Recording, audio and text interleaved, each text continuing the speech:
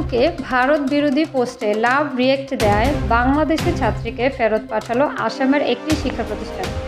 এমনই অভিযোগ উঠেছে আসামের ন্যাশনাল অফ টেকনোলজি NIT এর বিরুদ্ধে।